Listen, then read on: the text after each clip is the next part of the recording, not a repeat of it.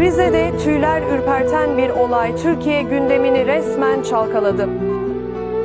Rize'de kayda alınan bu görüntüler izleyenlerin tüylerini diken diken etti.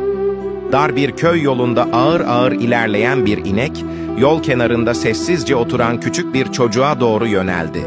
O anları gören herkes nefesini tuttu. İnek çocuğa saldıracak diye düşünenler oldu, panik büyüdü.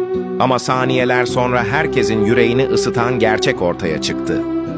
İnek, çocuğa zarar vermek bir yana, önünde durup başını eğdi, sanki onu korur gibi etrafında dolandı. Ardından çocuğun ayağa kalkmasına yardım edercesine yanaştı. Meğer çocuk ayağını incitmiş, kalkamıyordu. İnek ise sanki bunu hissetmişti. Ve bir anda duvar coktu, çocuğu hayatını kurtardı işte o anlar.